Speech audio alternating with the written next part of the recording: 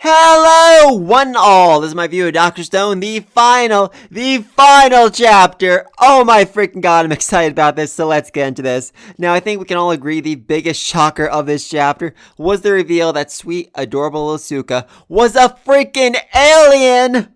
Oh my god, I was very, very surprised by that, and so were a lot of other people online, I'm already seeing a lot of complaints, people saying, oh, this was just pulled out of his hat, this is, so last minute, just some last crazy twist you want to throw in there, and while I definitely didn't see it coming, looking back, it makes so much sense. I've said again and again, this series loves to, drop little foreshadows, things that you only really notice on your second read, and after rereading this entire series last night, I did not sleep, I'm very, very tired, but anyway, it has become so obvious that Suka was always intended to be an alien. First and foremost, let's talk about her family.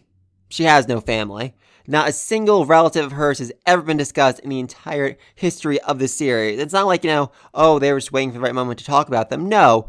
Suka has almost died at least 5 times. At least 5 times I can think of off the top of my head. At no point after any of those near-death experiences did either of her parents come out and yell at Senku for endangering their sweet little daughter. So her parents just non-existent. And it's not like they're dead either. There have been plenty of conversations in this series about how Ichigami Village lost people due to accidents, illnesses, or just, a lack of food. At no point in any of those conversations did Kohaku say, oh yeah, that's how Suka's parents died.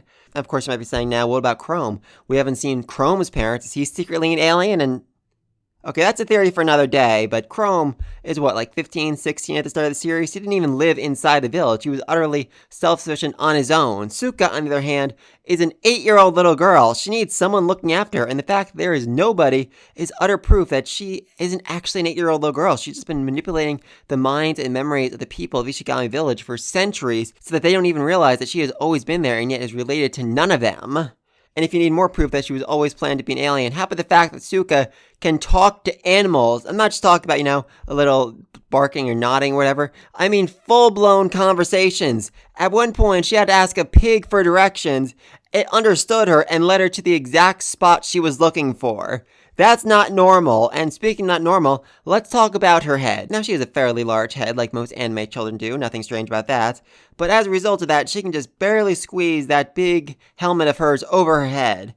And yet, she is also capable of squeezing her entire body into the helmet without breaking any of her bones. Seriously, even if she broke all of her bones, I don't think it'd be physically possible for her to fit her entire body into that helmet. And what's more, she isn't just trapped in the helmet when she does it. She's able to move by spinning or hopping at incredible speeds with incredible accuracy, despite the fact that at the start of the series, she was essentially blind. Yeah, and the fact that Senku, master of physics, has not realized that there is something seriously wrong about her being able to do that is the final nail in the coffin. It is the ultimate proof that she has been manipulating the memories of Senku and everyone in Ishigami Village for centuries. For centuries, she has been a spy inside of Ichigami Village, making sure that none of its people got in the way of her species' plan to harvest the earth for its resources and its people as slave labor, just as they have done to countless planets across the cosmos. Thankfully, though, Suka has changed her mind. The years she spent living with humans, and perhaps more importantly, the years she spent with Senku, seeing what he could do with the power of science, has convinced her that humanity is worthy of being saved, worthy of living how they choose, free of her species' control. Which, yay! I did not want Suka to be a villain. I was very, very afraid of that. Unfortunately, though, her species, is still the antagonist of the series, and in a good 50 or so years, they're going to come back to basically wage war against the Earth, which...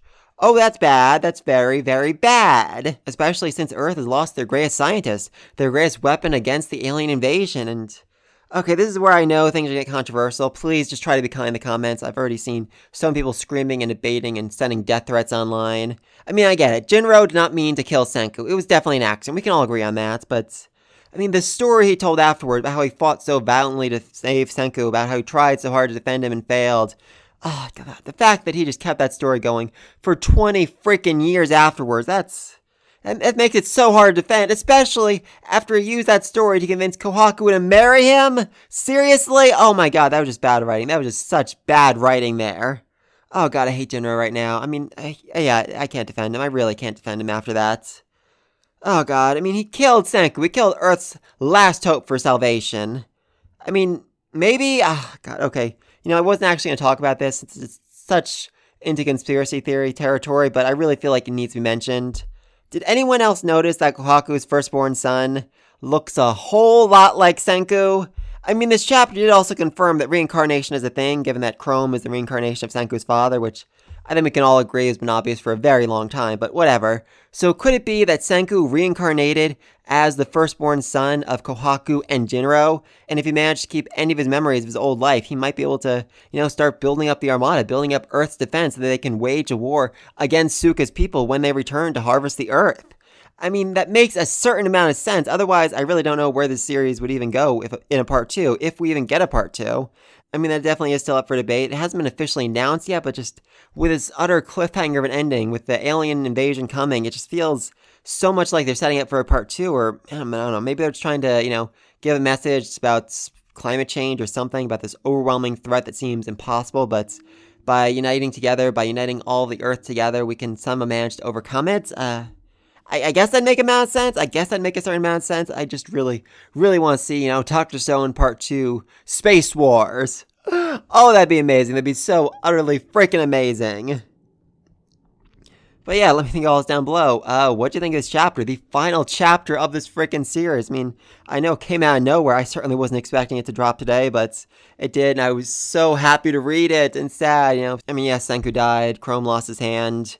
Magma, oh god, I don't even want to talk about what happened to Magma. That was not a pleasant death for him at all. And then Jen, oh god. Okay, admittedly, there was a bit of dark humor to Jen getting his tongue cut out, given, how good he is at talking and manipulating people. I did actually find that kind of amusing. It was a little bit amusing, but yeah. But yeah, let me think all this down below. Be sure to like and subscribe since next video. And until then, peace!